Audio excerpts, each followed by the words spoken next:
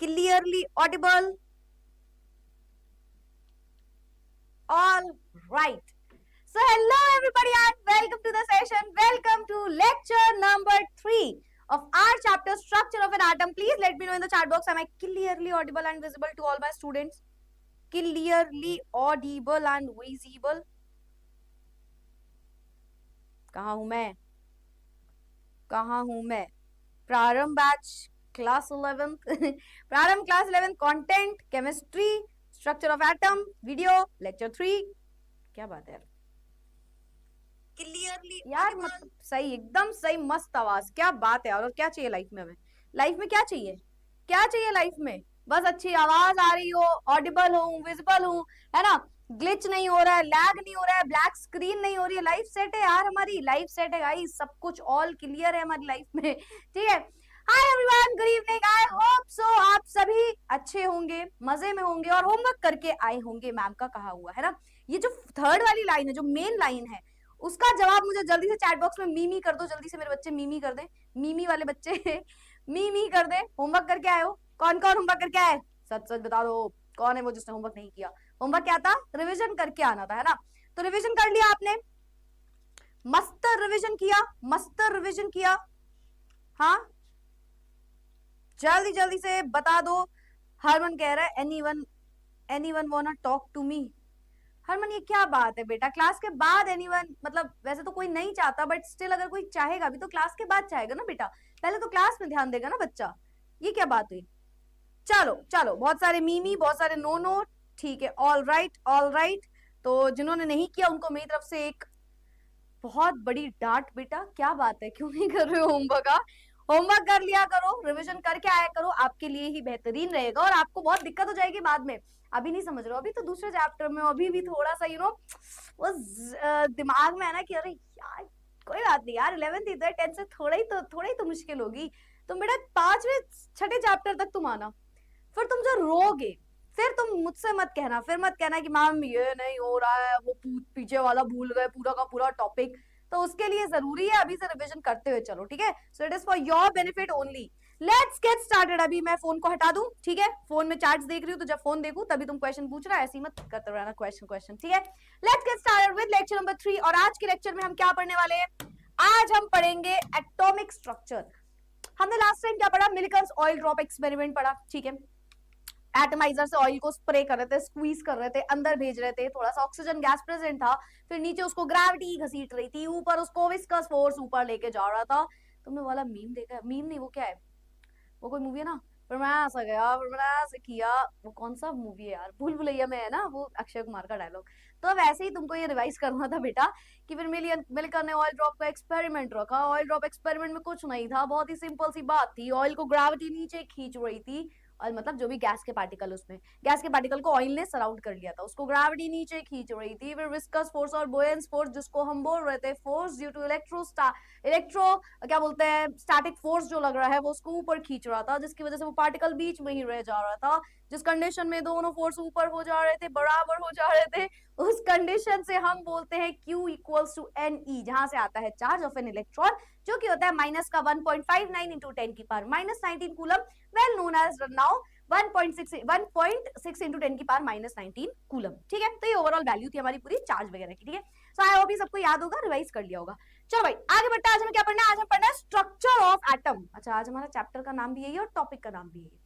तो डिफरेंट अलग अलग साइंटिस्ट आते जा रहे हैं. अभी तुम्हें कुछ पता है एटम के बारे में? पता है? सच बोलो बेटा, नहीं पता है. हमें यही मान के चलना है इस चैप्टर में कि हम जो पढ़ के आए वो भी हमें नहीं पता. खैर मैं आपको ये बता दूं, जो भी हम बातें पढ़ के आए एटम के बारे में, वो बहुत लिमिटेड बात है. उसके आगे बहुत ही वास्ट चीजें बैठी हुई है जो एटम को समझाएंगी. ठीक है, बट फिलहाल के टाइम पे आप इतना बोल सकते हैं कि ठीक है, हमें कुछ नहीं याद एटम के बारे में. ठीक है, तो स्टार्ट करते हैं विद द एटॉमिक थ्योरी.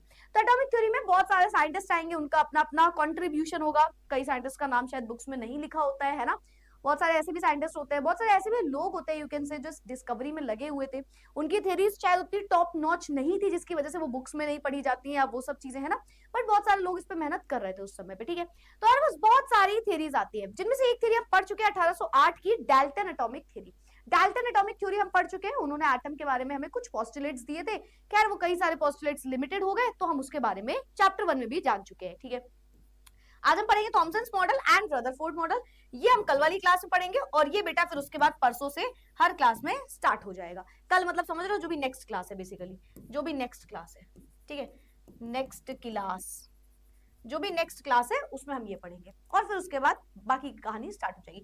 तो एटम की दुनिया में चलने के लिए हमारे बच्चे हो चुके होंगे तैयार, और हमें भूल जा रहे हैं हम एटम में क्या पढ़ के आए, याद रखना, ठीक है।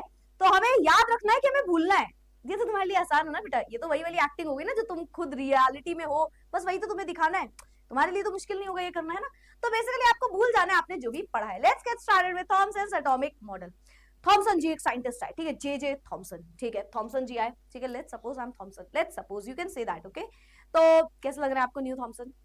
नहीं, थॉमसन ऐसा नहीं करते थे, ठीक है। तो जे जे थॉमसन हमारे पास आए।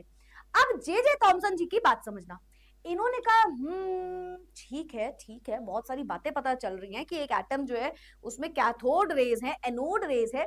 जे जे थॉमसन जी ने डिस्कवरी भी करी थी इलेक्ट्रॉन्स की, है ना। तो उन्होंने बोला इलेक्ट्रॉन तो है भाई इसके अंदर, मतलब जो एटम है वो न्यूट्रल है, पर उसके अंदर क्या है, उसके अंदर इलेक्ट्रॉन्स भी बैठे हैं, उसके अंदर प्रोटॉन्स भी बैठे हैं, और उसके अंदर अभी और कुछ नहीं, बस इलेक्ट्रॉन और प्रोटॉन, अभी यही तक डिस्कवर हुआ है एटम, ठीक है, कि एटम एक पार्टिकल है जिससे मिलके हमारा मैटर बना है। इस एटम में इलेक्ट्रॉन्स है और इसी एटम में प्रोटॉन है, ठीक है। ये दो बात मैं चैट बॉक्स में देख लूं क्या तुम लोग कोई फालतू की बकवास तो नहीं कर रहे हो? हाँ, बहुत प्यारा है चीजें, थैंक यू यार, thank you guys, thank you so much, ठीक है। चलो समझो समझो समझो समझो, स्पेलिंग स्पेलिंग सही कर लिया करो, ठीक है। थॉमसन थॉमसन थॉमसन जी के बारे में समझना। अब जे जे थॉमसन जी आए, इन्होंने बोला मतलब आप ये कहना चाह रहे हो एक एटम है वो न्यूट्रल है पर उसके अंदर इलेक्ट्रॉन्स कुछ नेगेटिव चार्ज बैठा है, मतलब, और कुछ पॉजिटिव चार्ज बैठा है। याद रखना जे जे थॉमसन जी ने ही डिस्कवर किया था इलेक्ट्रॉन्स को, ठीक है, ठीक है, क्रेडिट इनको जाता है बेसिकली।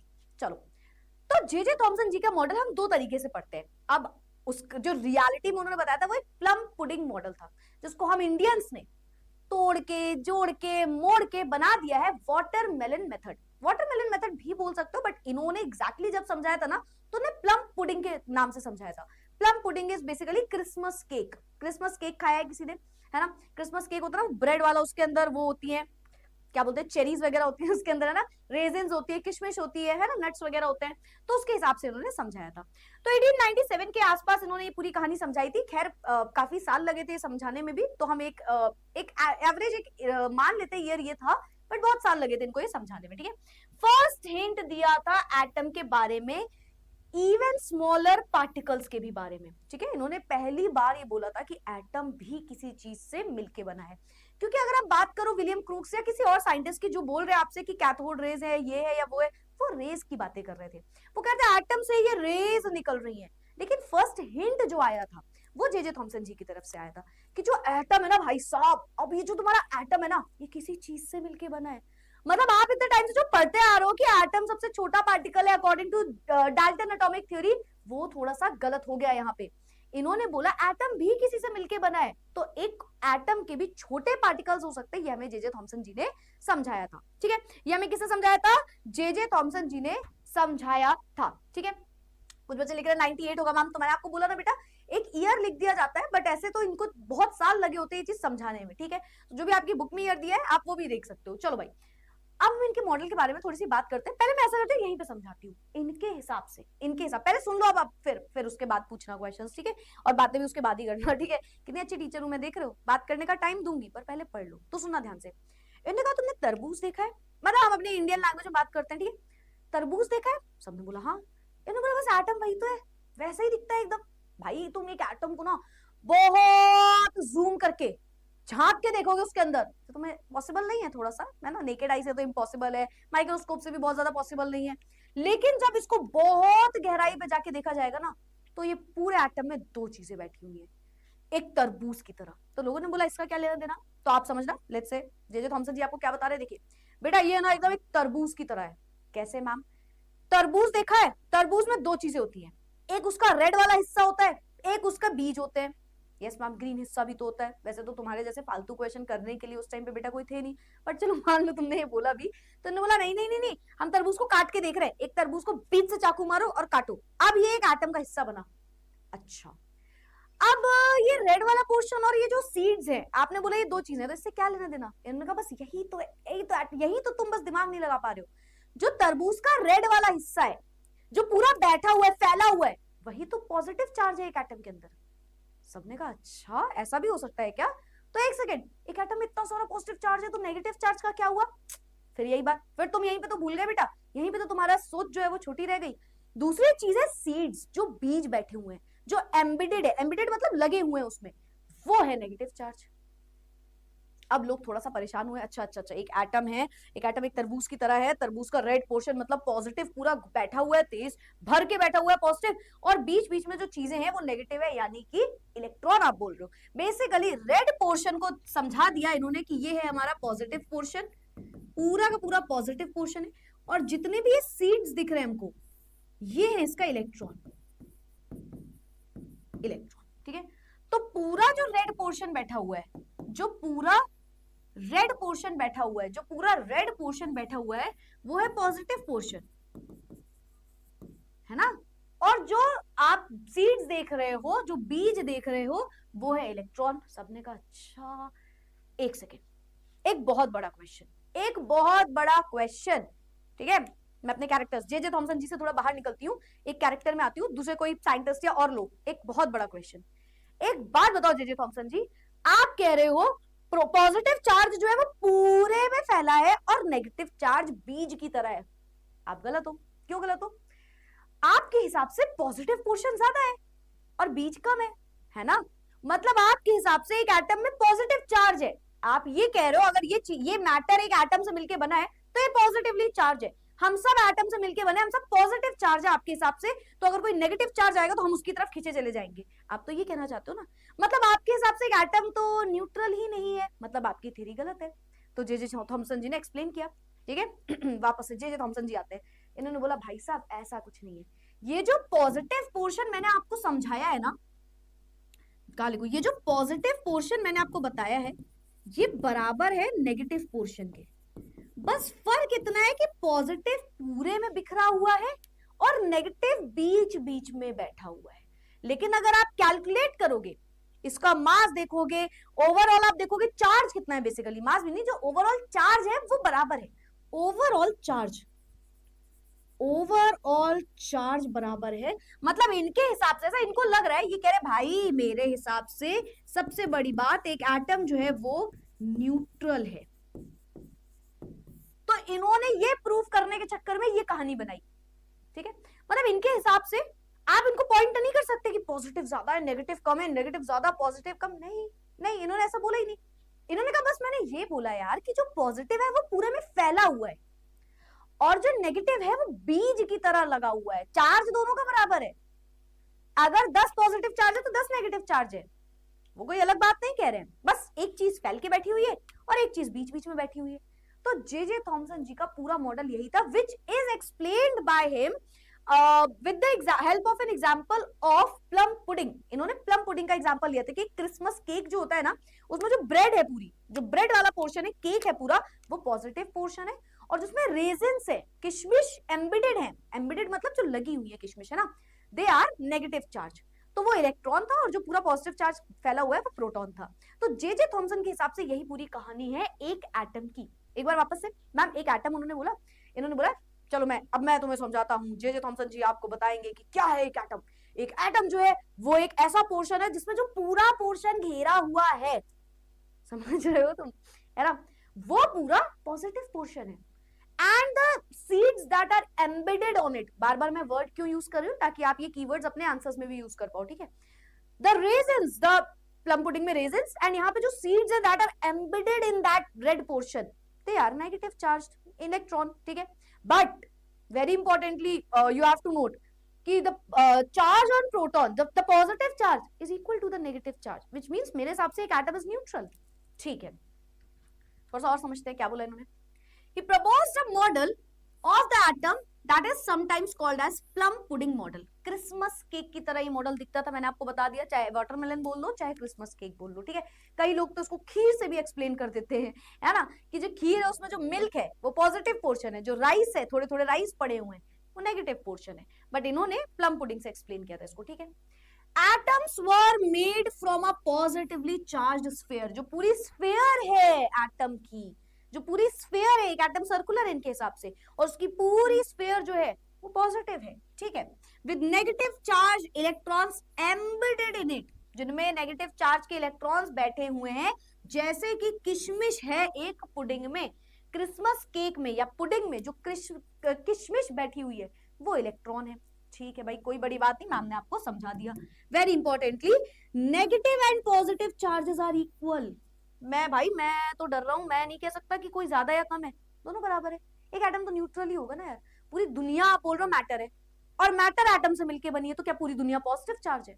ऑब्वियसली नॉट, सब न्यूट्रल होंगे। तो ठीक है, इन्होंने प्रूव कर दिया। प्रूव कुछ नहीं किया, प्रूव कुछ नहीं किया, बोल दिया। बहुत इंपॉर्टेंट बात, प्रूव नहीं किया कि ये पॉजिटिव नेगेटिव, बोल दिया कि भाई बराबर है, बराबर है, क्योंकि फंसना नहीं चाह रहे थे ना, फिर तो भाई कंट्रोवर्सी होती, फिर तो ये वाली बात हो गई कि ये तो गलत ही हो गया ना, मॉडल ही गलत हो गया।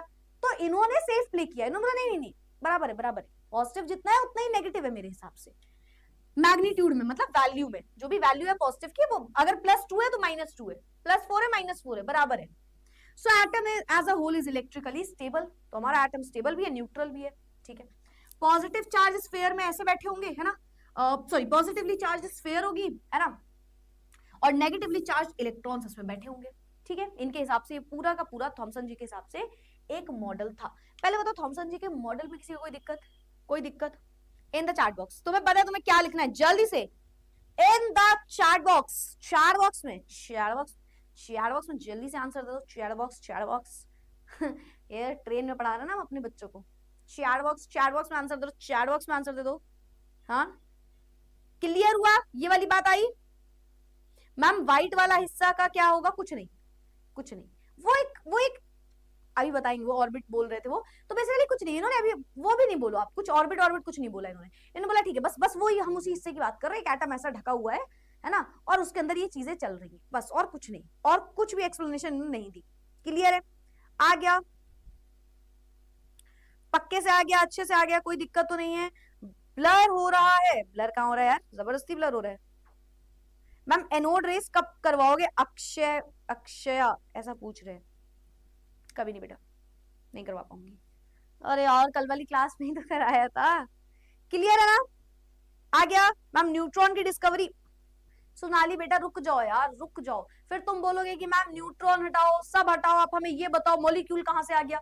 रुको, रुक, सब्र सब्र सब्र करो, सब कुछ बताया जाएगा, ठीक है, ठीक है। साइड हट जाओ, लिख लो लिख लो लिख लो लिख लो, इतना लिखते रहे ना, मतलब ठीक है, लिख लो, साइड हट जा रही हूँ, आगे बढ़ जाऊं, कोई दिक्कत तो नहीं इसमें?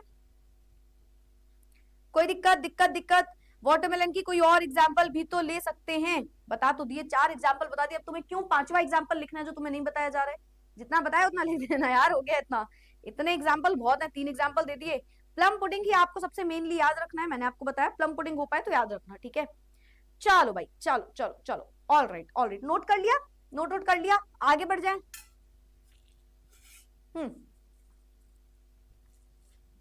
आगे बढ़ते हैं। लिमिटेशन क्या थी? क्या ये सही था? ऑफ कोर्स नॉट, अगर सही होते तो हमें पता है आगे इतने सारे साइंटिस्ट नहीं आते, तो क्या लिमिटेशन थी इसकी? बहुत लिमिटेशन थी, ये मॉडल बहुत सक्सेसफुल नहीं रहा था। ये बात इसलिए इनकी इतनी ज्यादा की जाती है क्योंकि ये मॉडल जो है ना, ये सबसे पहला मॉडल था एक एटम का, तो इस वजह से इनकी बात की जाती है, बट ये बहुत सक्सेसफुल मॉडल नहीं माना जाता, ठीक है। आप इनफैक्ट बहुत सारे लोग, मैंने बोला ना कि जिनका बुक्स में नाम भी नहीं है वो भी साइंटिस्ट होंगे कहीं ना कहीं, लेकिन आप क्यों नहीं पढ़ते? क्योंकि आप सिर्फ उन्हीं के बारे में पढ़ रहे हो जिन्होंने कुछ नया बताया, कोई खोज करी, आप सिर्फ उनके बारे में पढ़ते हो। जैसे थॉमसन जी ने इलेक्ट्रॉन्स की खोज करी, इनका मॉडल समझ रहे हो, अभी आप आगे मॉडल समझोगे, उन्होंने भी कोई खोज करी किसी पार्टिकल की, या कुछ समझा पाए ज्यादा, तभी आप पढ़ते हो, वरना आप नहीं पढ़ते, ठीक है। चलो, थॉमसन एटॉमिक मॉडल, पहली चीज तो भाई फेल कर गया, बिल्कुल फेल कर गया, ठीक है। फेल्ड क्यों ma'am? To explain how positively charge hold on the electrons, सबसे बड़ी बात, सबसे बड़ी और सबसे बड़ी गलती। आप कह रहे हो एक ऐसे प्लम पुडिंग है, उसमें पुडिंग पॉजिटिव है, रेजिन्स नेगेटिव है, क्या बात है, ये हो ही नहीं सकता कभी भी। आपके हिसाब से पॉजिटिव और नेगेटिव एक साथ बैठा हुआ है और वो कुछ कर भी नहीं रहा, कुछ नहीं, आराम से पॉजिटिव बैठा है, उसमें नेगेटिव बैठा हुआ है, ये कैसे पॉसिबल है? ये पॉसिबल कैसे? भाई एक टाइम बाद तो ये आपस में अट्रैक्ट होंगे और खत्म हो जाएंगे। एक एटम तो आपके हिसाब से कभी जिंदा ही नहीं है, स्टेबल कहाँ है एटम? आपका एटम स्टेबल कैसे है? आप कह रहे हो कि एटम में पॉजिटिव चार्ज पूरे में है, नेगेटिव बीच में, कैसे पॉसिबल है भाई? पॉजिटिव और नेगेटिव साथ में है और आपस में अट्रैक्शन नहीं हो रहा, पॉजिटिव पॉजिटिव में रिपल्शन कुछ भी नहीं हो रहा आपके हिसाब से, कुछ भी नहीं हो रहा और एक एटम उसी तरीके से बैठा हुआ है। तो आप ये कहना चाहते हो कि एटम आपके हिसाब से सब चीजें हैं पर स्टेबल कहाँ है? फिर स्टेबिलिटी कहाँ है? पॉजिटिव नेगेटिव चार्ज एक साथ कैसे बैठा हुआ है ना? तो Thomson's atomic model fail to explain how positive charge holds the electron.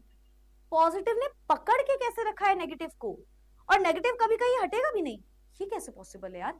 तो ये बात इन्होंने एकदम गलत हो गई। इनसाइड द एटम, एक एटम के अंदर आपके हिसाब से पूरी कहानी चल रही है और एक एटम स्टेबल है आपके हिसाब से, तो भाई ये तो एकदम गलत बात हो गई।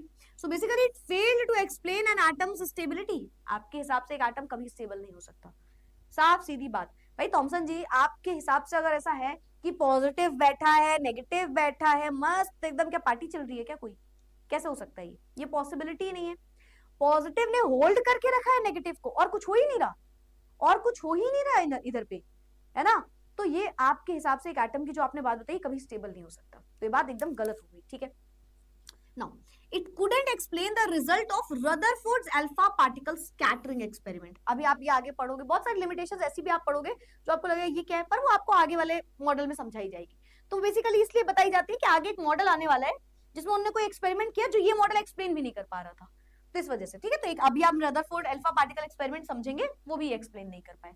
Theory did not mention anything about the nucleus of an atom. Again आप आगे पढ़ोगे, इसके बारे में भी इन्होंने नहीं बताया। एक एटम में आज के टाइम पे हम सबको पता है न्यूक्लियस भी होता है ना? चलो ठीक है, तुम तो भूल गए होगे ये बात, तुमसे बोला कि एटम को भूल जाओ, तो खैर आपको नहीं पता, बट यहाँ पे ये बात तो है ना कि एक एटम में न्यूक्लियस भी आने वाला होगा, न्यूट्रॉन आने वाला होगा, बहुत कुछ आने वाला है। आपके हिसाब से तो ये सब कभी एग्जिस्ट ही नहीं करते थे, तो ये एटम जो है ये लिमिटेड रह गया, एक तरीके से यू कैन से फेल कर गया, ठीक है? तो ये था पूरा का पूरा थॉमसन जी का एटॉमिक मॉडल। थॉमसन जी का एटॉमिक मॉडल, दिक्कत, समस्या, प्रॉब्लम है तो जल्दी से पूछ लो भाई, कोई दिक्कत तो नहीं है इसमें? कोई दिक्कत नहीं होगी, क्लियर होगा भाई, कोई बड़ी बात नहीं है। थॉमसन जी ने एक बेसिक एटॉमिक मॉडल बता दिया, बेसिक ही बोलेंगे हम तो आज के टाइम पे ना, कोई बड़ी बात तो है नहीं, ठीक है?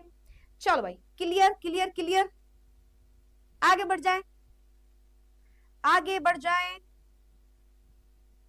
ठीक है? ब्लर ब्लर तो हो नहीं रहा, सब कुछ सही है, ऑल क्लियर, ऑल क्लियर, चलो very good very good very good, perfect perfect, क्या बात है, बहुत सारे क्लियर आ गए।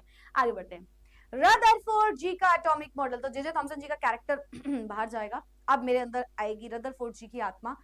अब रदरफोर्ड जी के हिसाब से समझना, बहुत बहुत बहुत बहुत प्यारा बेहतरीन एक्सपेरिमेंट, काफी सक्सेसफुल, है ना? काफी इनको प्राइज वगैरह भी मिले इसके लिए, बहुत बहुत अच्छा मॉडल, बहुत अच्छा मॉडल।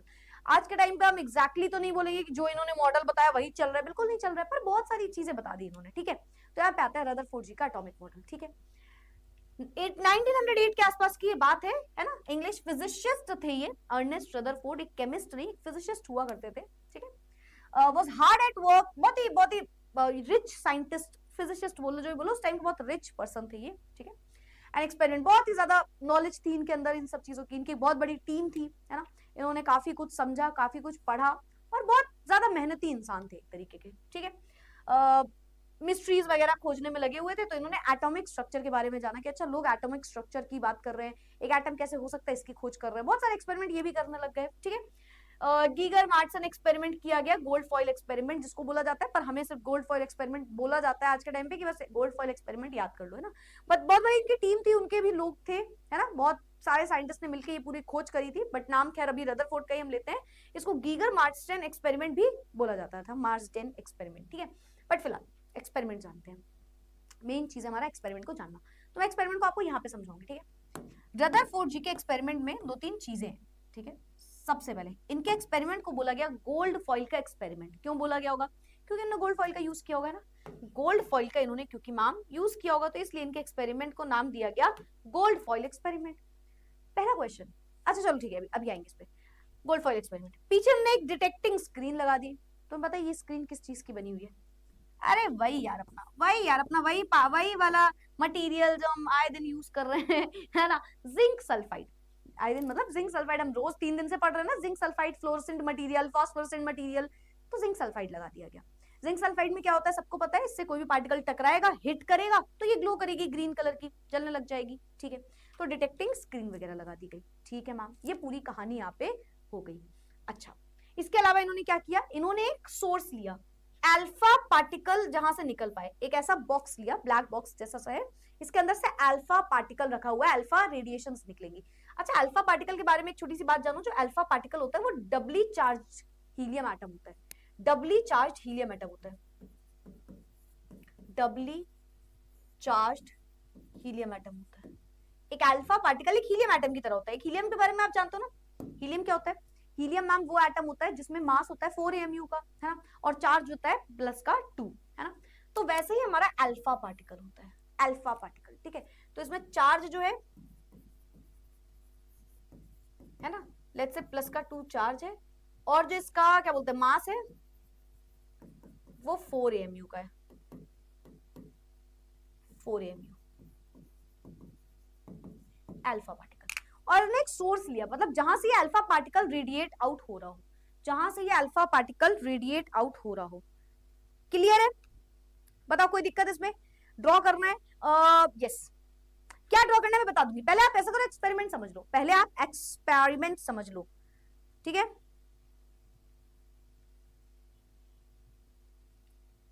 चलेगा बेटा, चलेगा। मतलब आप, मैं तो ये बोलूंगी कि पहले आप एक्सपेरिमेंट समझ लो, पहले आप एक्सपेरिमेंट समझ लो, उसके बाद आप मतलब जो मैं बोलूंगी वो नोट करना, ठीक है। अभी से नोट करने मत बैठ जाना, अभी से केवल नोट करने मत बैठ जाना, ठीक है। चलो आगे बढ़ जाएं, आगे बढ़ जाएं, कोई दिक्कत तो नहीं है इसमें? Clear clear clear clear clear, ठीक है। चलो परफेक्ट परफेक्ट। तो इन्होंने एक अल्फा पार्टिकल पास किया, ठीक है, अल्फा पार्टिकल का सोर्स, ठीक है। अब यहाँ पे हुआ क्या होगा, एक गोल्ड की शीट ले ली। गोल्ड की शीट में क्या है, गोल्ड के एटम्स बैठे होंगे। लेट्स से ये गोल्ड की शीट है तो इसमें गोल्ड के एटम्स बैठे होंगे ना, ऐसे।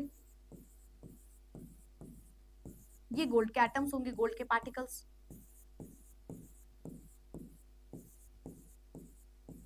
है ना, इस तरीके से गोल्ड के एटम्स बैठे होंगे गोल्ड की शीट में, ठीक है मैम। अच्छा, अब इन्होंने कुछ बातें नोटिस करी। 3 पोस्टुलेट्स थे, उसमें 3 कंक्लूजन थे। मैं आपको तीनों समझा दूंगी। 3 पोस्टुलेट थे, 3 कंक्लूजन थे उसी के बेसिस पे, ठीक है।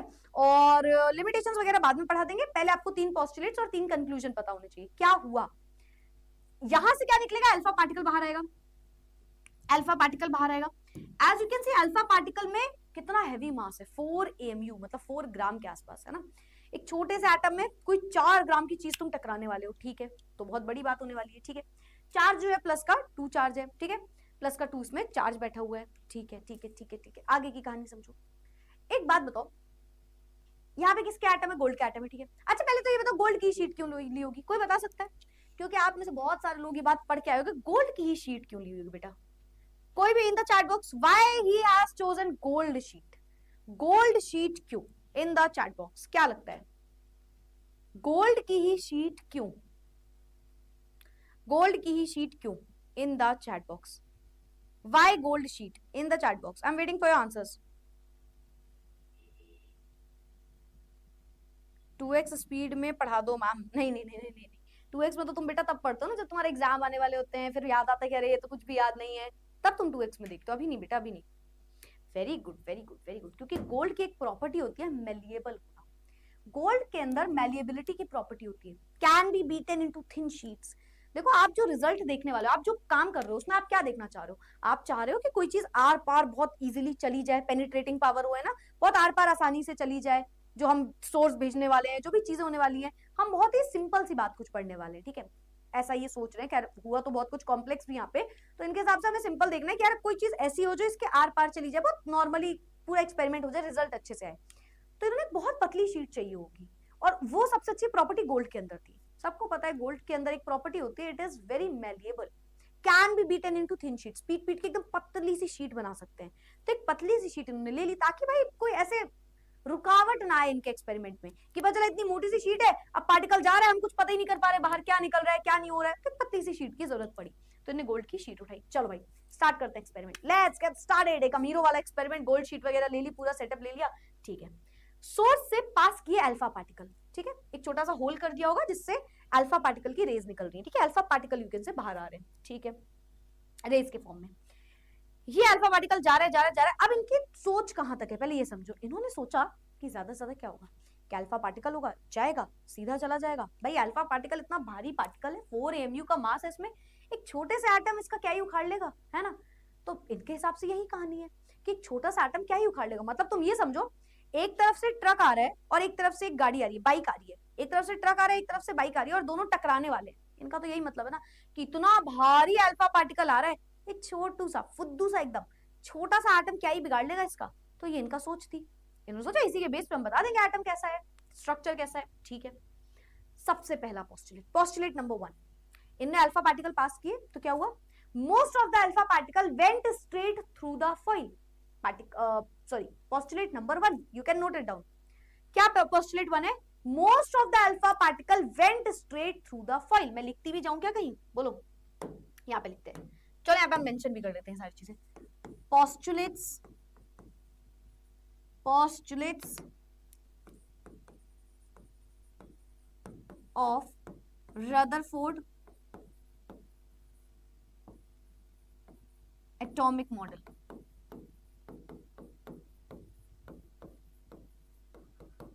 रदरफोर्ड एटॉमिक मॉडल का पोस्टुलेट, ठीक है, और यहीं पे मैं इसका कंक्लूजन भी लिखूंगी, या ऐसा करते हैं, चलो अच्छा ठीक है लिख देती हूँ कंक्लूजन, कंक्लूजन ऐसा ही हुआ होता है क्या, कंक्लूजन ठीक है। चलो अब सुनना, पोस्टुलेट नंबर 1, पोस्टुलेट नंबर 1, जैसे ही अल्फा पार्टिकल पास किए तो हमें देखने को मिला, पोस्टुलेट मतलब समझते हो ऐसे पॉइंट्स जो बाहर आए उस एक्सपेरिमेंट से, कौन से पॉइंट्स देखने को मिले आपको, क्या हुआ उस एक्सपेरिमेंट को करने पे। तो number 1, most of the alpha particle went straight through the foil, went straight through the foil, which means ma'am ज्यादातर अल्फा पार्टिकल चीर के सीधे चले गए। अरे मैम वही वाली बात ना, आप ट्रक को बाइक के सामने लेके आ रहे हो तो और क्या एक्सपेक्ट कर रहे हो आप, मैम बोल रहे हो, खुद ही बोल रहे हो कि एक ट्रक की तरह चीज है और एक बाइक आ रही है, तो ज्यादातर ट्रक तो सीधे ही चले जाएंगे ना, बहुत ही सिंपल सी बात है ये तो। यस मैम, तो क्या रीजन रहा होगा इसका, कंक्लूजन क्या रहा होगा, कंक्लूजन रहा होगा ma'am because atom as a whole is empty. मतलब अगर हम देखें, आप बोल रहे ट्रक जो है वो सीधा सीधा चला गया, कुछ रुकावट ही नहीं आई ज्यादा, तो मतलब ज्यादा बाइक खड़ी नहीं हुई थी। Atom as a whole is empty, एक एटम खोखला है, खाली है अंदर से, तो ज्यादातर पार्टिकल सीधे चले गए। भाई आपने अगर बोला ये एक एटम का पार्टिकल है और आप बोल रहे हो इससे ज्यादातर चीजें सीधे निकल गई, इससे ज्यादातर चीजें सीधे निकल गई, मतलब एक एटम ज्यादातर तो खाली बैठे है ना, atom as a whole is empty, atom तो खाली बैठा होगा ना। तो पॉइंट नंबर 1 उसका आंसर, कंक्लूजन मतलब उसका रीजन, क्या रीजन, उसका सोल्यूशन, कंक्लूजन का मतलब होता है फाइनल आंसर क्या है। तो इस पॉइंट का फाइनल आंसर क्या हुआ, ज्यादातर अल्फा पार्टिकल सीधे इसलिए चले गए क्योंकि एटम जो है वो खोखला है, अंदर से खाली है। ठीक है भाई, तो पहला पोस्टुलेट सबको समझ में आ गया। ये देखो इस तरीके से पार्टिकल चले गए, ये देखो, ये देखो खूब सारे particle went straight through the foil, सीधे चले गए, कोई ऐसा नहीं कि ट्रक है तो हल्का सा मुड़ा होगा, नहीं सीधा ही चला गया, मतलब खाली है, कुछ है ही नहीं वहां, कुछ बैठे ही नहीं है। ठीक है, next postulate, postulate number 2, some of the alpha particles, some of the alpha particles were deflected by small angle। कुछ अल्फा पार्टिकल थोड़ा थोड़ा सा डिफ्लेक्ट हुए, मतलब मैम, मतलब अगर ऐसा पार्टिकल, ऐसे अल्फा पार्टिकल जा रहा है हल्का सा, ऐसे जा रहा है पार्टिकल हल्का सा मुड़ गया, जैसे लेट्स से कितने एंगल पे 70 डिग्री, 20 डिग्री, 50 डिग्री, कुछ एंगल पे, मतलब ट्रक जा रहा है हल्का सा उसको मुड़ना पड़ गया, हल्का सा मुड़ना पड़ गया, है ना, ऐसे ट्रक जा रहा है हल्का सा मुड़ गया, जा रहा है हल्का सा मुड़ गया, तो कुछ छोटे छोटे एंगल से डिफ्लेक्ट किया। इसका क्या कंक्लूजन हो सकता है, सोचो क्या रीजन होगा, क्या रीजन होगा जो कुछ डिफ्लेक्शन हुआ, मतलब ट्रक जा रहा है हल्का सा उसको घूमना पड़ गया, अरे बीच में कहीं किनारे बाइक आ गई होगी छोटी मोटी।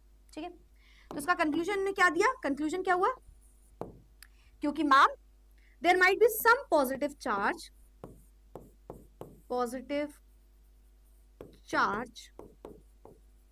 Is present in an atom. अच्छा एक और बात, एक मिनट मैम, आप ये भी तो बोल सकते थे कि इलेक्ट्रॉन बैठा हुआ है, लेकिन मैंने नहीं बोला। क्यों नहीं बोला बेटा, अल्फा पार्टिकल में क्या चार्ज होता है, प्लस का 2 चार्ज, वो किसी से डिफ्लेक्ट हो रहा है, डिफ्लेक्ट का मतलब समझते हो ना, रिपेल कर रहा है, तो मतलब किसी पॉजिटिव से ही रिपल्शन हो रहा होगा। मैं वापस इस पॉइंट को एक्सप्लेन कर दूं, आपने बोला अल्फा पार्टिकल जा रहा है, ऐसे अल्फा पार्टिकल है, जा रहा है थोड़ा सा मुड़ गया, क्यों मुड़ा ये थोड़ा सा? तो आपने बोला कि अल्फा पार्टिकल में प्लस का 2 चार्ज है, पॉजिटिव चार्ज है, तो मतलब किसी पॉजिटिव से ही तो टकराएगा जो घूम गया, नेगेटिव से थोड़ी टकरा के घूमेगा। रिपल्शन कब होगा? जब पॉजिटिव पॉजिटिव टकराएगा। तो some of the alpha particle were deflected by small angle, छोटे छोटे एंगल से कुछ अल्फा पार्टिकल डिफ्लेक्ट कर गए। मैम अच्छा ये पता कैसे चल रहा है डिफ्लेक्ट कर रहा है, क्या कर रहा है? अरे यार फिर वही बात कर दी ना, छोटी बात, जिंक सल्फाइड की स्क्रीन लगी हुई है, कभी यहाँ चमक रहा है सीधा सीधा, कभी यहाँ चमक रहा है, टेढ़ा टेढ़ा भी चमक रहा है, मतलब कि यहाँ पे डिफ्लेक्शन भी हो रहा होगा थोड़ा थोड़ा। तीसरा पोस्टुलेट, एक ऐसा पोस्टुलेट जो दूर से भी दूर तक रदरफोर्ड जी ने इमेजिन भी नहीं किया था, अपने सपने में भी नहीं सोचा था कि ऐसा भी हो सकता है। क्या पार्टिकल है वो मैम? क्या पोस्टुलेट है वो ma'am? Very few particle around बेटा, इसको कई बुक्स में लिखा रहता है 1 in a million, कई बुक्स में लिखा रहता है 1 in a 1000 पार्टिकल, जो भी बोल लो, रिफ्लेक्टेड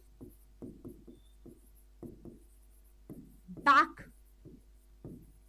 टू द फॉइल। बहुत बड़ी बात, मतलब it is deviated by large angle, deviated by very large angle. कितनी बड़ी बात है, सोचो। आप कह रहे हो एक ट्रक जा रहा है, एक बाइक है, बाइक को टकराने के लिए जा रहा है और ट्रक ही पीछे आ गया, तो क्या टार्जन कहानी चल रही है क्या? टार्जन की मूवी चल रही है क्या? ट्रक जा रहा है, एक यहाँ पे गाड़ी खड़ी है और ट्रक पीछे को हो गया, इतनी तेज टकराया कि ट्रक पीछे को मुड़ गया।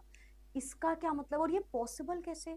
और ये बहुत छोटे से पार्टिकल कर रहे थे, 1 in a million, मतलब लाखों में से एक ऐसा पार्टिकल है, वो ऐसे जा रहा है और ऐसे ही पूरा वापस आ जा रहा है, 180 डिग्री एंगल से पीछे आ रहा है, deflected by 180 degree angle, 180 degree के आसपास, कहीं पे लिख लेना, 180 डिग्री के एंगल से ऐसे जा रहा है, एज इट इज बाहर आ जा रही है। ये कोई सपनों में भी नहीं सोच सकता था। क्यों? क्योंकि एक एटम छोटा सा है, उन्होंने अल्फा पार्टिकल का पूरा प्रोसेस कराया, तो अल्फा पार्टिकल एक हैवी पार्टिकल है, तो ये कहानी पॉसिबल ही नहीं होनी चाहिए थी, पर ये हो गई, ये पॉसिबल हुआ। और वो भी ये पॉसिबल हुआ इन दो पोस्टुलेट के बाद, की दो पोस्टुलेट पे सीधे सीधे जा रहे हैं, हम कह रहे हैं, फिर थोड़ा थोड़ा डिफ्लेक्ट कर रहे हैं। अब ऐसा कौन सा पार्टिकल आ गया भाई कि पूरा वापस आ गया अब? तो यहां पे एक बहुत बड़ा कंक्लूजन निकल के आया कि कंप्लीट मास या whole mass of an atom is situated in the centre. पूरा मास एक एटम का सेंटर में। बहुत बड़ी बात, जो ये सोच भी नहीं रहते, चाह भी नहीं रहते ऐसा ऊपर ही हो गया। पूरा एक एटम का जो मास है वो एक ही जगह पे बैठा हुआ है, तभी तो हम इतनी देर से सोच रहे हैं कि ये मस्त जा रहा है, पार्टिकल सीधा चला जा रहा है, कुछ है ही नहीं बीच में, डिफ्लेक्शन थोड़ा थोड़ा हो रहा है, क्योंकि ये पूरा मास एक ही जगह पे बैठा है, सेंटर में। Whole mass of an atom is situated in the centre, है ना? यहां से क्या पता चला? Later named as nucleus. Discovery of nucleus जाती है भाई रदरफोर्ड जी को, डिस्कवरी ऑफ न्यूक्लियस करा। न्यूक्लियस क्या है? न्यूक्लियस में क्या है? न्यूक्लियस के अंदर दो चीजें, न्यूक्लियस के अंदर प्रोटॉन्स भी हैं, न्यूक्लियस के अंदर न्यूट्रॉन्स भी हैं, ठीक है? न्यूट्रॉन्स की यहाँ पे अभी कोई बात नहीं हुई है, मैं आपको बता दूं, यहाँ पे अभी कोई बात नहीं हुई है, न्यूट्रॉन्स की डिस्कवरी पूरी अलग तरीके से हुई थी, ठीक है? बट आप कह सकते हो कि यहाँ पे बस इतना याद रखना कि न्यूक्लियस इन्होंने डिस्कवर किया, nucleus was discovered by Rutherford ji ने न्यूक्लियस डिस्कवर किया। न्यूक्लियस की डिस्कवरी जो हुई उसका क्रेडिट किसको गया? अर्नेस्ट रदरफोर्ड, या रदरफोर्ड जी लिख दो, ठीक है? अर्नेस्ट रदरफोर्ड जी को गया इसका क्रेडिट, न्यूक्लियस डिस्कवर किया इन्होंने। बोला एक एटम के सेंटर में ही पूरा मास है और बहुत भारी मास है, इट इज वेरी हैवी, मतलब एक एटम पूरा कुछ भी नहीं है इसके बिना, उस एटम का पूरा मास उसके सेंटर में है। Whole mass of an atom is situated in the centre of an atom, पूरा मास एक एटम का उसके बीच में सेंटर में बैठा हुआ है। और कंक्लूजन है ये उसका, क्यों? क्योंकि कुछ ऐसे पार्टिकल थे, 1 in a million, लाखों में से हजारों में से एक पार्टिकल ऐसा था जो जैसे जा रहा है वैसे ही पूरा 180 डिग्री से रिफ्लेक्टेड बैक हो जा रहा है, 180 डिग्री से वापस आ जा रहा है, जिसका मतलब है बहुत हैवी मास बैठा हुआ है यहाँ पे, जिसको 4 AMU से कोई फर्क नहीं पड़ा। और यहाँ पे आया न्यूक्लियस का वर्ड, न्यूक्लियस। हम रीड कर लेंगे बेटा, बट ये आपको समझना बहुत जरूरी है, ठीक है।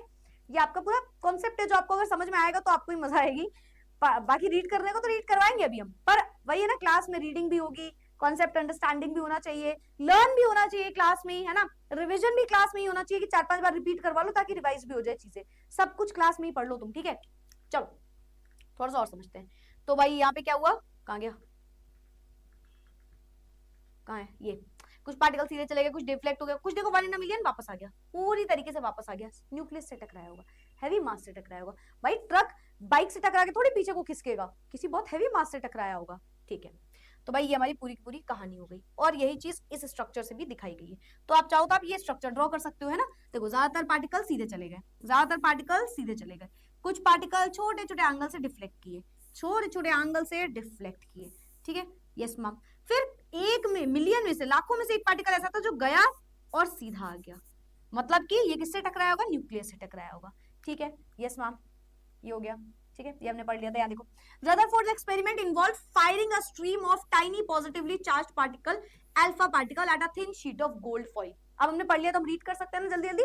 देखो, पतली सी एक पॉजिटिव, पतली सी एक शीट रखी गई, उसमें क्या किया, टाइनी छोटे छोटे पॉजिटिवली चार्ज पार्टिकल को, अल्फा पार्टिकल को टकराया गया, हिट करवाया गया, फायर किया गया, जो सोर्स ऑफ अल्फा पार्टिकल था वहां से निकले, ठीक है।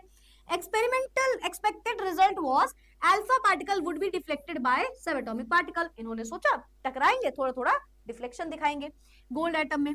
Since alpha particle were much heavier than proton, क्योंकि अल्फा पार्टिकल बहुत भारी होता है प्रोटॉन से, he did not expect to see a large deflection.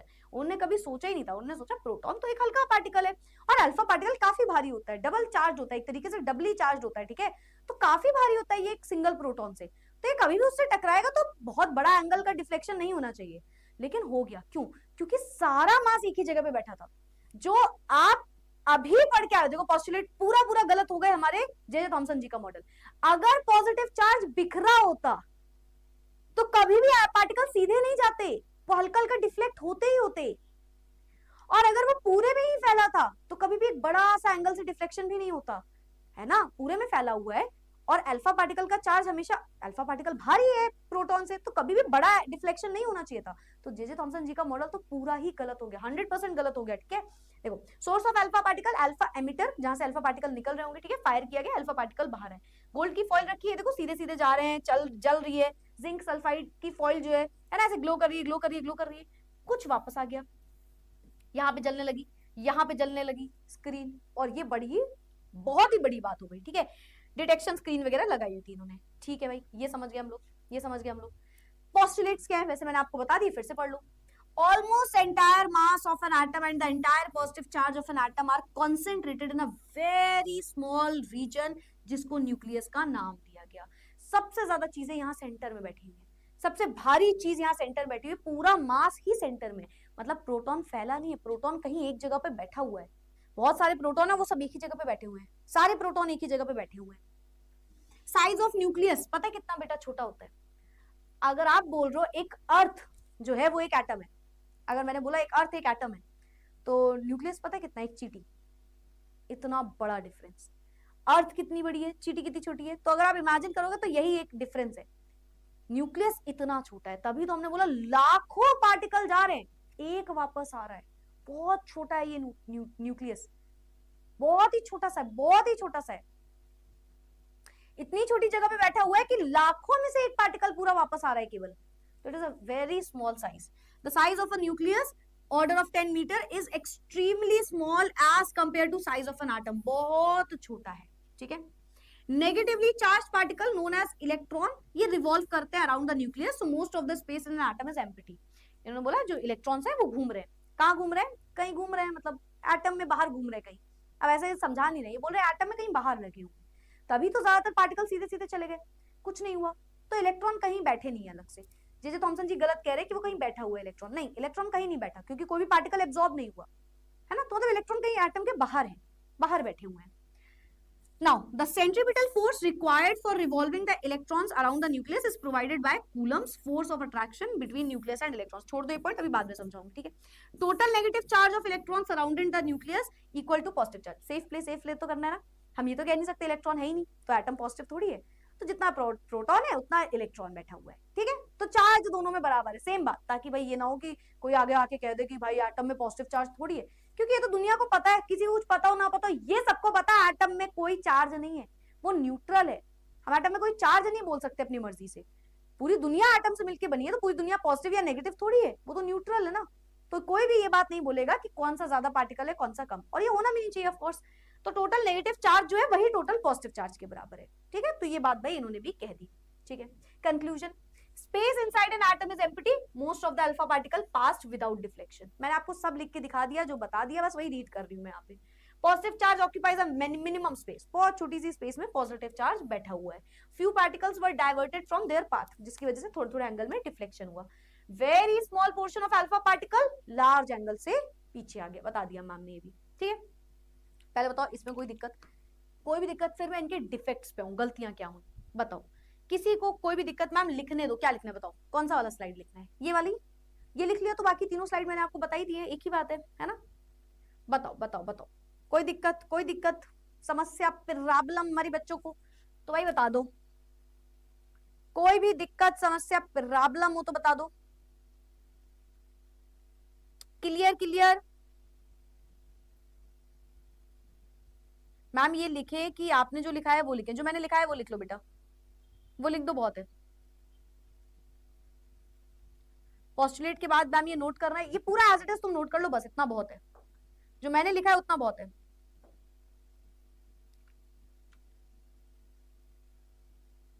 बताओ कोई दिक्कत.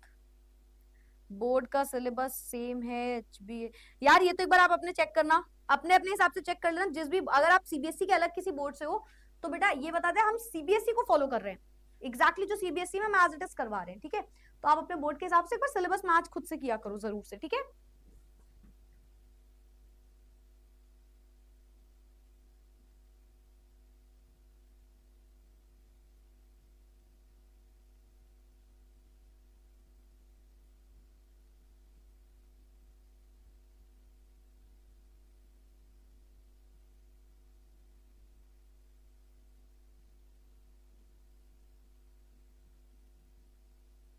चलो लिख लिया ना, आगे बढ़ जाएं.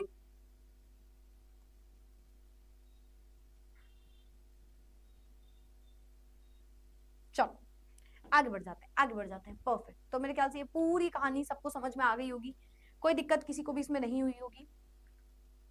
अब आते हैं defects of Rutherford atomic model, ठीक है. सबसे पहले एक सबसे बड़ा डिफेक्ट बताऊं मैं, सुनना. मैं आपको इसको एक एग्जांपल समझाती हूँ, ठीक है. ये ग्राउंड है, ठीक है, ये ग्राउंड है, ठीक है, ये ग्राउंड है. इसमें है सेंटर में लेट्स से मैंने रख दी कोल्ड ड्रिंक, मैंने रख दिए चिप्स के पैकेट, ठीक है, एकदम चिल्ड वाटर रख दिया, ठीक है. ये पूरी चीजें मैंने रख दी सेंटर में, ठीक है. और बाहर है कोई एक इंसान, बाहर है हमारे पास कोई एक इंसान, ठीक है, कोई भी एक इंसान है हमारे पास बाहर, ठीक है. Yes ma'am. मैंने बोला इनको ग्राउंड के चक्कर लगाओ, ठीक है. ओके ओके ओके ओके, कितने चक्कर बोले मैम आपने, लेट्स से मैंने बोले 4 चक्कर लगाओ, 4 राउंड लगाओ ग्राउंड के 4 चक्कर लगाओ, ठीक है भाई. तो पहला चक्कर हुआ, ठीक है. दूसरा, तीसरा, चौथा. अब एक बात बताओ, जो एनर्जी फर्स्ट सर्कल में आई होगी और फोर्थ में आई होगी, क्या वो सेम होगी? आपको क्या लगता है? फर्स्ट सर्कल में जो एनर्जी थी एक इंसान के अंदर, क्या वही फोर्थ में एनर्जी होगी? क्या दोनों सेम होंगी? नहीं मैम, दोनों डिफरेंट होगी. आप जब भी कभी किसी मोशन में होते हो, any person, anything in this world, not only a person, कोई भी दुनिया की चीज अगर मोशन में होगी तो वो हमेशा कुछ एनर्जी बाहर निकालेगी। Always radiate out some energy, है ना। तो हम, क्योंकि आप फिजिक्स में तो पढ़ोगे सेंट्रीपिटल सेंट्रीफ्यूगल फोर्स वगैरह सब पढ़ोगे, पर अभी हम बहुत बेसिक लेवल पे बात कर रहे हैं यार। आप कभी भी मोशन में होगी दुनिया की कोई भी चीज, तो वो एनर्जी बाहर निकालेगी। आपने एक चक्कर तो बड़े खुशी खुशी लगा लिया होगा, मस्त दौड़ते दौड़ते, दूसरे चक्कर में थोड़ा सा डाउन हो गए होगे, तीसरे में और कम हो गई होगी मेहनत, और चौथे में और कम, एनर्जी कम होती चली जाएगी। पांचवा राउंड लगाओ, सिक्स राउंड लगाओ, सेवेंथ राउंड, एट्थ राउंड, हर एक में एनर्जी आपकी कम होती जा रही है। तो पूरी दुनिया में कोई भी चीज क्यों ना हो, चाहे वो कोई पार्टिकल हो, चाहे वो कोई लिविंग थिंग, कुछ भी हो, आपकी गाड़ी है आपकी, आप गाड़ी को घुमाते जाओ घुमाते जाओ घुमाते जाओ, पेट्रोल कम होगा ना, कुछ एनर्जी लग रही है ना, मतलब तभी तो वो यूज कर रहा है पेट्रोल को, यही तो मतलब हुआ। तो दुनिया में हर चीज एनर्जी बाहर निकाल रही है अगर वो किसी मोशन में है ना।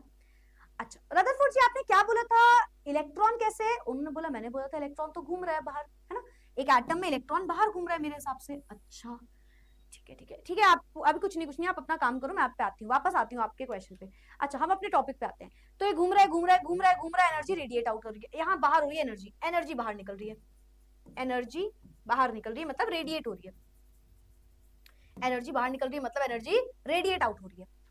अच्छा जब ये पूरा थक गया इंसान, मान लो मैंने 10 चक्कर लगाने को दे दिए, पूरा थक गया, अब एक टाइम बाद ये पर्सन आके क्या करेगा, ये आएगा, पानी पिएगा, खाना खाएगा, कोल्ड ड्रिंक पिएगा, यही तो करेगा।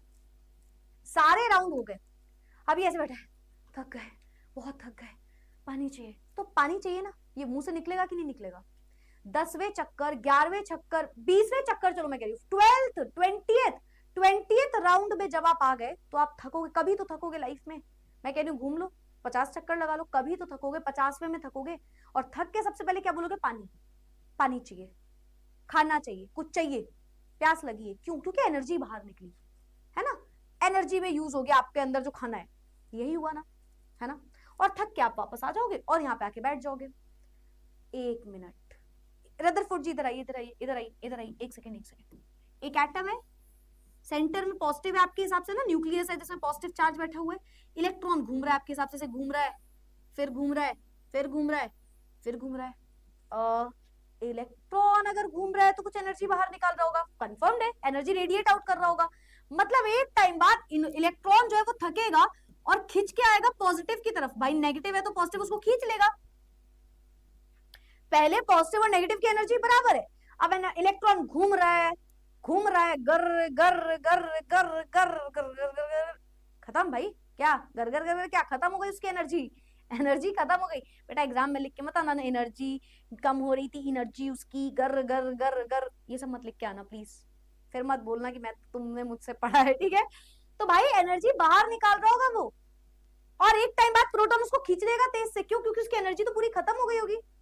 Electron is not, an atom is not stable accordingly, stable ही नहीं है, एक टाइम बाद एटम खत्म हो जाएगा आपके हिसाब से। तो अगर इलेक्ट्रॉन घूम रहा है, ये कॉन्सेप्ट समझे, यहां समझे, कोई भी चीज दुनिया की जब घूम रही होती है, जब दुनिया की कोई भी चीज घूम रही होती है, जब दुनिया की कोई भी चीज, सेंटर है ना ये सेंटर है, चलो, तो जब दुनिया की कोई भी चीज घूम रही होती है, जब दुनिया की कोई भी चीज घूम रही होती है तो वो एनर्जी बाहर निकालती है, और एक टाइम बाद थक के वो उस जगह पे आ जाएगी जहां से उसको एनर्जी मिल रही होगी, तो इलेक्ट्रॉन एक टाइम बाद आपका खत्म हो जाएगा, एज सिंपल एज दैट।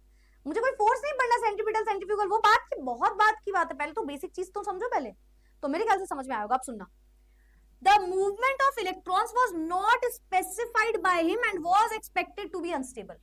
इनके हिसाब से जो इलेक्ट्रॉन मूव कर रहा है ना, वो कोई स्पेसिफाइड नहीं है, कहाँ बैठा है इलेक्ट्रॉन, स्पेसिफाइड मतलब अभी मैं तुमको आगे समझाऊंगी, बोहर जी समझाएंगे उसके बारे में। इनके हिसाब से तो इलेक्ट्रॉन घूम रहा है, बस घूम रहा है घूम रहा है घूम रहा है घूम रहा है, कहीं भी घूम रहा है, एक एटम में कहीं भी घूम रहा है इलेक्ट्रॉन, कोई जगह थोड़ी है इनके हिसाब से उसकी।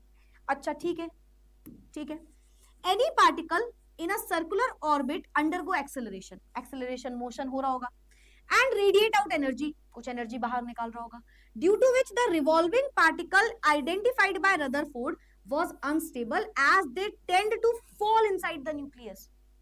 तो घूम रहा है, energy radiate out radiate out radiate out, और एक टाइम बाद आके भिड़ जाएगा, गिर जाएगा जाके न्यूक्लियस में, पॉजिटिव के पास जाके खत्म हो जाएगा। तो इस वजह से आपके हिसाब से तो एटम कभी स्टेबल हुआ ही नहीं, he was not able to explain the stability of an atom, stability of an atom नहीं बता पाए, क्योंकि इलेक्ट्रॉन कहाँ है ऐसा इन्होंने नहीं समझा है। इन्होंने कहा इलेक्ट्रॉन एक एटम में कहीं भी है और वो घूम रहा है, घूम रहा है घूम रहा है घूम रहा है घूम रहा है घूम रहा है घूम रहा है घूम रहा है। तो अगर इतना घूम रहा है, घूमर घूमर घूमर घूमर घूमर घूमर घूमर घूमर घूमे रे, ठीक है, घूमे रे, तो अगर इतना घूम रहा है तो इलेक्ट्रॉन एनर्जी बाहर निकालेगा और जाके भिड़ जाएगा पॉजिटिव से न्यूक्लियस के पास जाके बेसिकली। तो आपके हिसाब से एक एटम स्टेबल है, ये आप समझा नहीं पा रहे हो। Dual character of electromagnetic radiations could not be explained. Again हम आगे पढ़ेंगे, ये आगे चल के आप प्लैंक मॉडल जब आएगा तो उसमें हम समझेंगे सारी चीजें, ठीक है। तो ये ऐसा नहीं समझा पाएंगे, ठीक है ठीक है ठीक है ठीक है, चलो ठीक है। तो भाई क्वांटम मॉडल में आप ये सब भी पढ़ोगे। Experimental results regarding atomic spectro emission lines due to could not be explained. तो बहुत सारी चीजें आगे चलकर डिस्कवर होंगी जो ये नहीं एक्सप्लेन कर पाएंगे, ठीक है। सबसे मेन इनका ये था कि इलेक्ट्रॉन कैसे घूम रहा है ये नहीं बता पाए। देखो किस तरीके से एक एटम में इलेक्ट्रॉन जो है, अगर वो घूम रहा है इलेक्ट्रॉन, अगर इलेक्ट्रॉन घूम रहा है बेचारा एनर्जी रेडिएट आउट करेगा, एनर्जी रेडिएट आउट करेगा, देखो एक तरीके से इस तरीके से जाके भिड़ जाएगा आपके हिसाब से, तो वो जाएगा एक टाइम बाद और बेचारा जाके गिर जाएगा अंदर, क्योंकि उसमें तो एनर्जी बची ही नहीं होगी। तो आपके हिसाब से ये चीज गलत होगी। बाकी ये चीजें आप आगे चल के समझोगे, स्पेक्ट्रम वगैरह जब आपको पढ़ाऊंगी, अभी आपको समझ में नहीं आएगा, ठीक है। तो ये हमारा पूरा का पूरा रदरफोर्ड एटॉमिक मॉडल था। इन द चैट बॉक्स किसे किसे ये चीज समझ में आई, किसे किसे क्लियर हुआ रदरफोर्ड जी का एटॉमिक मॉडल, किसे किसे पूरी तरीके से क्लियर हो गया, इन द चैट बॉक्स जल्दी से बोल दो, फिर हम आगे बढ़ जाए बेटा, जल्दी जल्दी से बोल दो फिर हम आगे बढ़ जाए। In the chat box clear हुआ हमारे बच्चों को, ये क्लियर हुआ हमारे बच्चों को, ये 5 मिनट की क्लास और रह गई है, बस 5 मिनट 10 मिनट 5-10 मिनट की क्लास और रह गई है। क्लियर हुआ तो बता दो, क्लियर हुआ तो बता दो।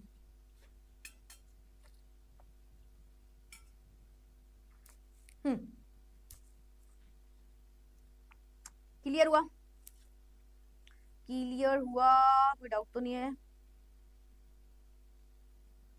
मैमड़ा you look gorgeous in traditional dress. Thank you यार, कहाँ पहनी हुई है मैंने, अभी तो नहीं पहनी हुई है मैंने, कहाँ पहनी हुई मैंने ट्रेडिशनल ड्रेस। यहाँ तुम रदरफोर्ड जी से बात करो, आई एम नॉट योर मैमड़ा, mind your language. You are talking to mister Rutherford, Ernest Rutherford, I am not your मैमड़ा बेटा, ठीक है। आई एम रदरफोर्ड रा, कितना खराब जोक बन गया ये तो। आई एम नॉट मैमड़ा, आई एम रदरफोर्ड रा, ठीक है। कोई बुराई नहीं करेगा इस जोक की। क्लियर आया समझ में, क्लियर क्लियर क्लियर क्लियर, चलो भाई बहुत सारी क्लियर आ गए। पराक्रम क्या था, पराक्रम क्या था, ये तुमको बहुत जल्दी पता चलेगा, पता चलेगा तो तुमको बहुत ही मजा आएगा, तो बहुत जल्दी पता चल जाएगा बेटा, डोंट वरी। चलो भाई परफेक्ट परफेक्ट परफेक्ट। छुट्टी रुक जाओ यार, रुक जाओ रुक जाओ रुक जाओ, नोट कर लेना इसको, जाके नोट कर लेना इसको, एज इट इज यार जाके नोट कर लेना 2-3 पॉइंट्स, ठीक है। पहले आप समझ लो आज की क्लास में, आगे बढ़ते हैं। एटॉमिक नंबर पढ़ाने की जरूरत है, किसी को याद है, हमने पढ़ चुके हैं कितने 20 तक एटॉमिक नंबर याद हो गए होंगे, मैं 30 तक आज याद कराऊंगी तुम्हें। द नंबर ऑफ प्रोटॉन, पहले तो एटॉमिक नंबर होता क्या है, इसको Z से आप डिनोट करते हो बेटा, Z, और Z बराबर होता है जितने प्रोटॉन और न्यूट्रॉन प्रेजेंट है, Z is equals to P equals, sorry जितने भी प्रोटॉन और इलेक्ट्रॉन है उसी को आप बोलते हो एटॉमिक नंबर, Z से डिनोट करते हो, ठीक है। मतलब एक एटम में कितने प्रोटॉन और कितने इलेक्ट्रॉन है ये उसका एटॉमिक नंबर बताता है। अच्छा एक बात याद रखना बेटा, ये जो कहानी आप लिखते हो एक न्यूट्रल एटम के लिए लिखते हो, न्यूट्रल एटम। मैम ये क्या बात हुई, ये बात ये हुई कि अगर एक न्यूट्रल एटम नहीं है तो प्रोटॉन और इलेक्ट्रॉन उसमें बराबर नहीं होते। मान लो मैंने बोला एक अगर न्यूट्रल नहीं है, मतलब या तो वो पॉजिटिव होगा या तो वो नेगेटिव होगा। मतलब अगर वो न्यूट्रल नहीं है, न्यूट्रल नहीं है, तो मतलब या तो वो इलेक्ट्रॉन को लूज कर देगा या तो वो इलेक्ट्रॉन को गेन करेगा, और उस केस में प्रोटॉन और इलेक्ट्रॉन आपस में बराबर नहीं रहेंगे।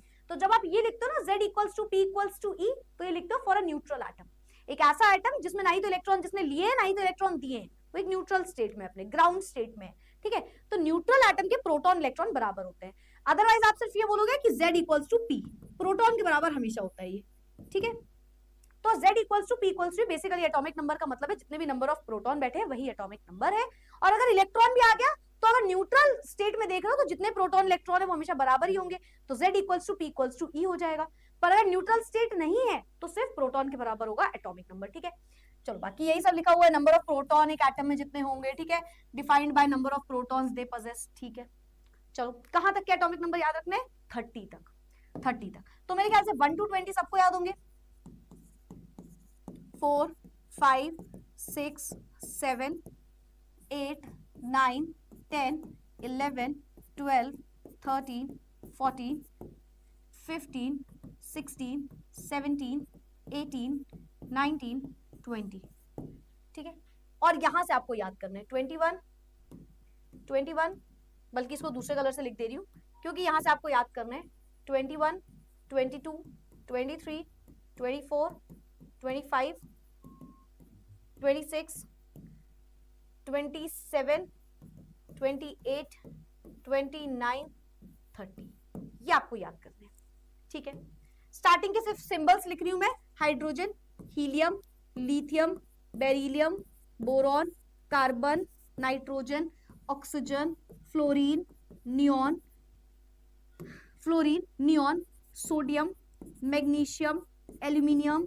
14 आता है silicon, phosphorus, sulphur. 17 is chlorine, argon, potassium, calcium. यहां तक तो मुझे कुछ बताने की जरूरत नहीं, हमारे बच्चों को याद होगा 20 तक। 21 से 30 आज याद कर लो क्योंकि इसके बाद ये आपको बहुत जगह काम आएंगे। ठीक है, तो आपको 21 से 30 मैं याद कराने जा रही हूँ। कहां से कहां तक? 21 से 30। 21, 22, 23, 24, 25, 26, 27, 28, 29, 30। 30 तक के 21 से 30 बेटा आज आपको मैम याद कराने जा रही है, बहुत ध्यान सुनना। ठीक है, स्कैंडियम, ठीक है, टाइटेनियम, स्पेलिंग वगैरह देख लेना सब में। ठीक है, scandium, titanium, titanium, vanadium, chromium, chromium, manganese, iron, iron, cobalt, nickel, copper, zinc. मैंने इसकी एक ट्रिक बनाई होती है जो मैं पिछले बहुत सालों से पढ़ा रही हूँ। ठीक है, ये ट्रिक आपको सुनने में अजीब लग सकती है बट ये मेरा आपसे प्रॉमिस है, पहले चाहे जितने मजाक में तुम ले लो, जितने मजे मस्ती में तुम ले लो, बट ये ट्रिक तुम्हें पसंद आएगी। ठीक है, ठीक है, वेरी मेलिएबल। हाँ बेटा होती है मेलिएबल, क्या कर दे अब, पढ़ लो, सुनो ट्रिक सुनो। 21 से 30, 21 से 30 आपको जो एटॉमिक नंबर याद करने हैं उसके लिए जो ट्रिक है, कई लोग बोलेंगे अरे यार ट्रिक से अच्छा तो हम ऐसे ही याद कर लें, पर बिलीव मी तुमको ये ट्रिक बाय हार्ट दिल में बसेगी तुम्हारे। ये ट्रिक कोई मामूली ट्रिक नहीं है, ये एक आर्ट है, आर्ट, समझ रहे हो। तो ट्रिक है, देखो, scandium, titanium, vanadium, chromium, manganese, iron, cobalt, nickel, copper, zinc, ये एलिमेंट्स है हमारे। ठीक है, तो ट्रिक क्या है? इट इज सख्ती वी करो, सख्ती वी करो, मन फेंको, मन फेंको, नीकूजन, नीकूजन। तो जो भी सिंबल लिखा है बस उसे रीड कर दो बेसिकली। और यही ट्रिक आपको, अब आप बोलोगे मैम हम तो ऐसे ही याद कर लेते, 30 मार्क खान बनोगे तुम, बहुत कूल बनोगे, मुझे पता है बहुत चीजें बोलोगे, पर मैं तुमको एक बात बताऊं, ये तुम्हें जितने अच्छे से याद होगा ना उतने अच्छे से कभी कोई ट्रिक याद नहीं होगी। तो जल्दी से जयकारा शेरा वाली बात, आंख बंद करके इसको याद करो। सख्ती वी करो मन फेंको नीकूजन, सख्ती वी करो मन फेंको नीकूजन। मेरे साथ जल्दी से आंख बंद करो, जल्दी से फटाफट। सख्ती वी करो मन फेंको नीकूजन, सख्ती वी करो मन फेंको नीकूजन, सख्ती वी करो मन फेंको नीकूजन। 30 तक है, 21 से 30। 21, सख्ती वी करो मन फेंको नीकूजन, सख्ती वी करो मन फेंको नीकूजन, सख्ती वी करो मन फेंको नीकूजन, सख्ती वी करो मन फेंको नीकूजन। सख स्कैंडियम, टी टाइटेनियम, वी वेनेडियम, करो क्रोमियम, मन मैंगनीज, फे आयरन, को कोबाल्ट, नी निकेल, कू कॉपर, जन जिंक। सख्ती वी करो मन फेंको नीकूजन, सख्ती वी करो मन फेंको नीकूजन, सख्ती वी करो मन फेंको नीकूजन। फटाफट से रिपीट हो रहा ना, रिपीट हो रहा ना, पहले से ही हो गया था। ठीक है, ठीक है, चलो तो ये हमें इसी तरीके से याद करना है। सख्ती वी करो मन फेंको नीकूजन, scandium, titanium, vanadium, chromium, manganese, iron, cobalt, nickel, copper, zinc. अब देखो आपके ऊपर है, आपको कोई भी ट्रिक याद करनी है, टीना ने, वीना ने, सीना ने, करीना ने, पता नहीं किसने किसको क्या किया, तो आप याद कर सकते हो, लेकिन सबसे सिंपल और इजी तरीका है, इसके सिंबल याद कर लो। सख्ती वी करो मन फेंको नीकूजन, इसके सिंबल याद करोगे तो आपको अपने आप सिंबल भी याद हो जाएंगे, ट्रिक भी याद हो जाएगी और एलिमेंट्स भी याद हो जाएंगे। ठीक है, वापस एक बार लास्ट टाइम, सख्ती वी करो मन फेंको नीकूजन। बेटा 21 से 30 तक के इलेक्ट्रॉनिक कॉन्फ़िगरेशन आपको करना सिखाया जाएगा, तो ये आपको बाय हार्ट याद कर लेने, ठीक है, तो हमें याद होना चाहिए। सक्ति वी करो मन फेंको निकुजन, सक्ति वी करो, तो एकदम से जब आपसे कोई बोलेगा आयरन का एटॉमिक नंबर बताओ, तो सक्ति वी करो मन फे 26 है ना। निकल का बताओ, सक्ति वी करो मन फेंको नी 28 एटॉमिक नंबर। तो इस तरीके से आपको बहुत अच्छे से मेमोराइज हो जाएंगी ये चीजें। तो सक्ति वी करो मन फेंको निकुजन। मैम एक बार और जल्दी से वापस से, सक्ति वी करो, सक्ति वी करो मन फे, आयरन मतलब फे, को नी कूजन, सक्ति वी करो मन फेंको निकुजन, सक्ति वी करो मन फेंको निकुजन, सक्ति वी करो मन फेंको निकुजन। चलो भाई फा, जल्दी से बता दो, तुमको पता है तुम्हें चैट बॉक्स में क्या लिखना है। इन द चैट बॉक्स फटाफट से, इन द चैट बॉक्स, क्या हमारे बच्चों को ये क्लियर हुआ? क्या हमारे बच्चों को ये क्लियर हुआ एटॉमिक नंबर? किसी को कोई डाउट, दिक्कत, समस्या, प्रॉब्लम तो नहीं है? दिक्कत, समस्या, प्रॉब्लम तो नहीं है? मजा आई? यहां तक की बातें रिवाइज। आज का सेशन कैसा लगा? कैसा लगा? कैसा लगा आज का सेशन? लगा लगा लगा रे, जल्दी से आया समझ में? क्लियर हुआ हमारे बच्चों को? अच्छे से आया समझ में? क्या आज का सेशन, देखो क्लियर तो तुम सबसे कर लोगे, मैं फिर से बोल दूं, क्लियर आप सबसे कर लोगे, मुझसे भी कर लोगे, पर क्लियर करना इज मोर इंपॉर्टेंट। मतलब ऐसे समझ में आए कि तुम किसी को समझा पाओ, सिर्फ ऐसे नहीं समझना कि हाँ आ तो गया, ऐसे आ जाए कि कल को कोई तुमसे पूछे बताओ ये क्या होता है, तो तुम समझा पाओ कि बेटा बैठो, थोड़ी देर बैठो बेटा, इधर आओ, टाइम निकाल के आया करो हमसे क्वेश्चन पूछने, हम तुमको समझाते हैं पूरा कॉन्सेप्ट क्या है इसमें। तो क्लियर करना इज वेरी इंपॉर्टेंट। हुआ क्लियर? मजा आई? मस्त हुआ? दिक्कत, समस्या, प्रॉब्लम तो नहीं हमारे बच्चों को? चलो भाई, very good very good very good. एक होमवर्क है वो आप यहीं पे देख लो, मास नंबर। अगर आपको याद हो, मैंने आपको मास नंबर याद करा दिया है ना, कैसे निकालता है मैम? पहले तो मास नंबर होता क्या है? जितने भी प्रोटॉन्स प्लस न्यूट्रॉन्स होंगे। अच्छा एक और चीज, प्रोटॉन और न्यूट्रॉन को कंबाइंड फॉर्म में बेटा आप बोलते हो न्यूक्लियॉन्स। न्यूक्लियॉन्स, न्यूक्लियॉन्स का मतलब होता है ऐसा ग्रुप जिसमें प्रोटॉन्स और न्यूट्रॉन्स दोनों हैं, ठीक है। न्यूक्लियस के अंदर क्या है? प्रोटॉन और न्यूट्रॉन, तो हम कह सकते हैं न्यूक्लियस के अंदर न्यूक्लियॉन्स हैं। न्यूक्लियॉन्स मतलब प्रोटॉन्स भी बैठे और न्यूट्रॉन्स भी बैठे, ठीक है, तो न्यूक्लियॉन्स इन दोनों को जोड़ के बोलते हो। और मास नंबर को आप ए से डिनोट करते हो, ए होता है P+N, ठीक है। और ये आपको मैंने निकालना सिखाया था कि मास नंबर निकालने के लिए हमें एटॉमिक नंबर देखना है। एटॉमिक नंबर या तो इवन होगा और या तो ऑड होगा। अगर इवन है तो जो भी एटॉमिक नंबर है 2 से मल्टीप्लाई कर दो, है ना, और अगर ऑड है तो जो भी एटॉमिक नंबर है 2 से मल्टीप्लाई करके 1 प्लस कर दो। और इसी के बेसिस पे मैंने आपको 1 से लेकर के 20 तक के मास नंबर याद भी कराए थे। तो यहाँ पे मास नंबर लिखे हुए, एक बार रिवाइज करना इनको, है ना, इनको रिवाइज करना। कुछ एक्सेप्शंस होंगे यहाँ पे, उन एक्सेप्शंस को देखना और आपको ये चीज याद करनी है, ठीक है, याद रखना है, क्योंकि हम ये ऑलरेडी पढ़ चुके हैं तो इसको हम वापस से नहीं पढ़ रहे हैं, ठीक है। तो मास नंबर हमारा कुछ इस तरीके से निकलेगा। चलो भाई आगे बढ़ जाए, क्लियर करें? ऑल राइट, तो ये था हमारा आज का session. This is all about, हमने रदरफोर्ड जी का एटॉमिक मॉडल पढ़ा, हमने जे जे थॉमसन जी का एटॉमिक मॉडल पढ़ा, हमने एटॉमिक नंबर जाना, हमने मास नंबर जाना। ये 4 चीजें आज के टॉपिक्स में, आज के क्लास में हमने ये चारों टॉपिक्स पूरे कर लिए। एंड आई होप हमारे बच्चों को, मतलब ही बच्चों को ये टॉपिक्स क्लियर हुए होंगे, कोई भी मतलब उनका नहीं रह गया होगा पूछने को। That's it for today, that's it for today। हाँ जी बेटा छुट्टी है, अब कल का होमवर्क याद रखना। कल मतलब अब आपकी क्लास कब है? फ्राइडे को, है ना। तो होमवर्क वही रहेगा आपका। होमवर्क क्या है? पहले तो एटॉमिक नंबर, मास नंबर, इन दोनों को हमें क्या करना है? याद करना है, याद करना है, ठीक है। अलॉन्ग विद दैट रिवाइज करना है पूरा ये आज का टॉपिक, आज की क्लास है ना, जो कि आपको मुश्किल से 15 से 20 मिनट में पूरा हो जाएगा। तो 15 to 20 मिनट रिवाइज करना है बिफोर एंटरिंग द क्लास।